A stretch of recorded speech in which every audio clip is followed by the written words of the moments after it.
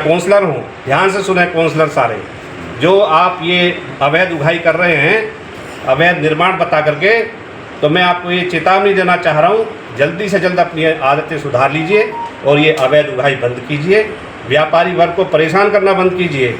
जिस क्षेत्र का व्यापारी परेशान अगर रहेगा तो उस क्षेत्र का विकास कभी नहीं हो सकता।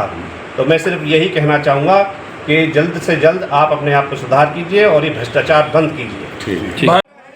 नमस्कार दोस्तों, बुराड़ी विधानसभा से कांग्रेस के पूर्व विधायक प्रत्याशी रहे मंगेश त्यागी जी ने अपने ऑफिस में अपने समर्थकों के साथ शहीद आजम भगत सिंह व सुखदेव राजगुरु शहीद दिवस पर पुष्प अर्पित कर उन्हें श्रद्धांजलि दी।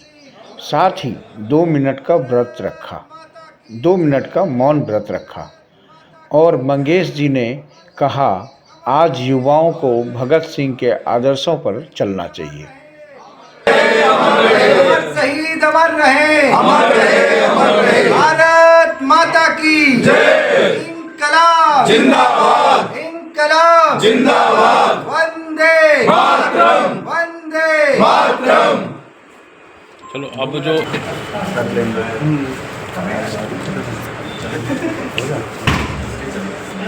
कोई रह रहा क्या? 2 मिनट मौन धारण भी करवा देना, शहीद दिवस है। आ जाओ के साथ।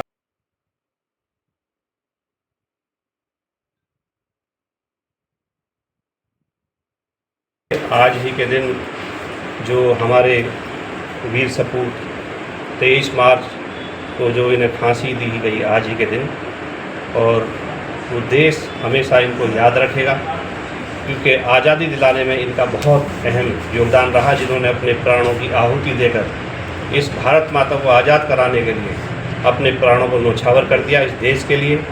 मैं धन्य हैं वो माताएं जिन्होंने इसने वीर सपूतों को जन्म दिया। मैं उनको भी आज नमन करना चाहूँगा।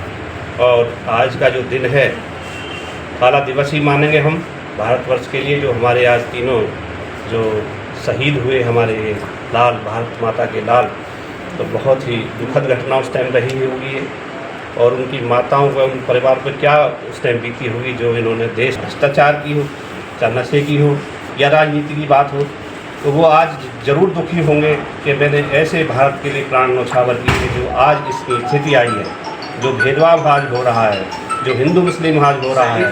कहाँ हम चाँद पर पहुँचने की बात कहते हैं और कहाँ हम खुदाई कर रहे हैं, कहाँ हम मंदिर मस्जिद के झगड़े में लड़े हुए हैं। तो हम अपनी आने वाली पीढ़ी को क्या देना चाहते हैं? ये एक लड़ाई और झगड़ा सिर्फ हिंदू और मुसलमान। हमें आज ज़रूरत है, अगर शहीद भगत सिंह जी ने इस देश के लिए प्राण न्यौछावर किए हैं, तो सबका कर्तव्य बनता है, जो सरकारें हैं या जो भी हैं, जो व्यक्ति है। अब आज हमें ज़रूरत है रोज़गार की।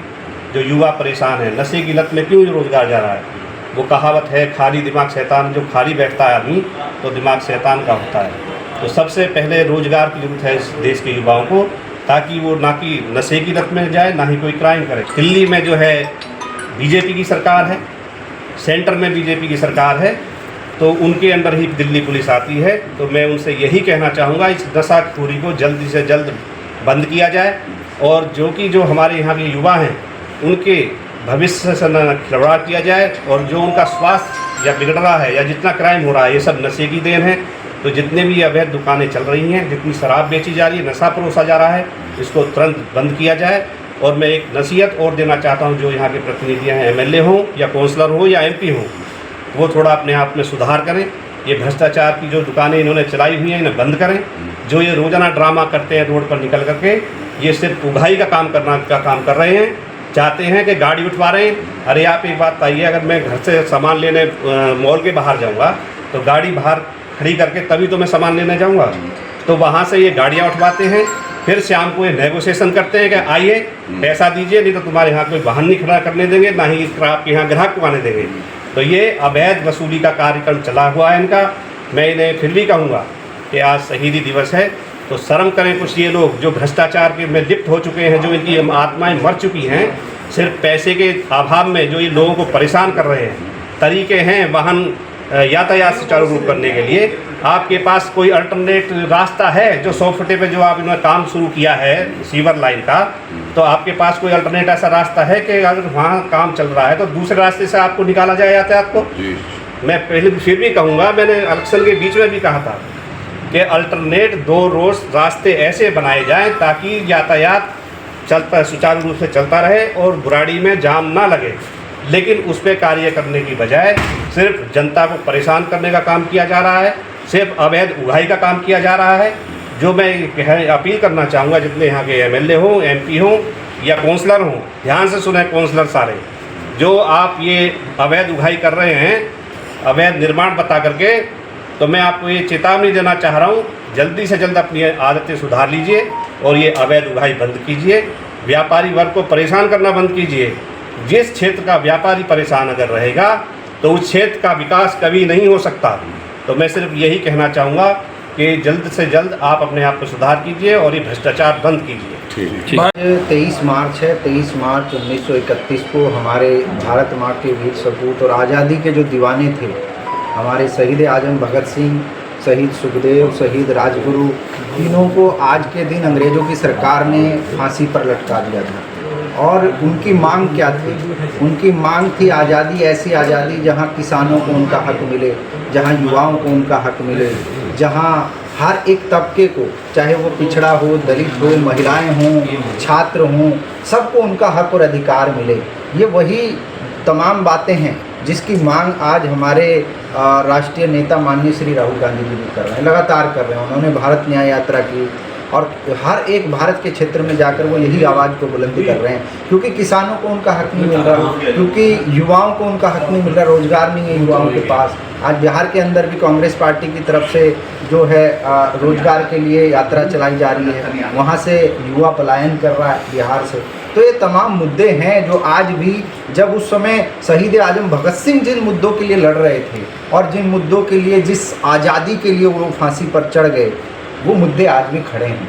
तो कहने का मतलब ये है कि अगर भगत सिंह जी की आत्मा हमें कहीं से देख रही होगी तो कितना दुखी हो रही होगी कि हमने अंग्रेज़ों से तो लड़ लिए, लेकिन अपने जो काले अंग्रेज जो आके बैठ गए हैं, जो संघ के अधिकारी आके देश को चलाने की कोशिश कर रहे हैं, तो ये देश को न्याय नहीं दे पा रहे हैं। नरेंद्र जी, सोफड़ा रोड पे बेसमेंट चिन्हित करके सील किए जा रहे हैं, क्या कहेंगे? देखिए, गलत है।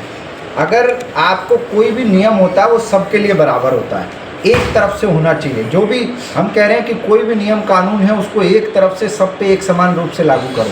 आप जो है ना पिक एंड चूज़ नहीं कर सकते। ये नहीं कि आपने जहाँ से वसूली करनी है उस पर आप डरा धमका के उससे वसूली करो, जो भी मंगेश भाई ने बताया कि लोगों को डरा धमका के वसूली की जा रही है। इसके लिए जिम्मेदार यहाँ के निगम पार्षद हैं, भारतीय जनता पार्टी के और आम आदमी पार्टी के निगम पार्षद हैं, और यहाँ के एमएलए हैं, आम आदमी पार्टी के एमएलए हैं, दिल्ली की सरकार भाजपा की है। ये तमाम जो आपस में जो जुगलबंदी करके और दिल्ली के लोगों को, बुराड़ी के लोगों को जो लूटने की कोशिश हो रही है, तो इस कोशिश को अब हम जल्दी नाकाम करेंगे। हम इसके खिलाफ आवाज़ भी उठाते रहे, पहले से भी मंगेश भाई ने इलेक्शन के टाइम से इसको लेकर के आवाज़ उठाई है। हम सारे लोग साथ मिलके इसके खिलाफ चिट्ठी भी लिखेंगे, ज्ञापन भी देंगे, उपराज्यपाल महोदय को भी देंगे, दिल्ली के मुख्यमंत्री को भी देंगे, और यहाँ के जो मेयर हैं उसको भी देंगे दिल्ली के, कि भाई इस तरह की अवैध वसूली बंद हो, बुराड़ी के लोगों को चैन से जीने दिया जाए। व्यापारी वर्ग है, उसे व्यापार करने दो भाई, तो व्यापार करेगा नहीं तो क्षेत्र चलेगा कैसे? तो इसलिए छोटे मोटे व्यापारियों, उनको व्यापार करने की पूरी आज़ादी दी जाए और उनसे अवैध वसूली जो की जा रही है उसको बंद करें, चाहे वो भाजपा के निगम पार्षद हों, चाहे आम आदमी के निगम पार्षद हों, आम आदमी के एमएलए हों या भाजपा की दिल्ली सरकार हो। ठीक है।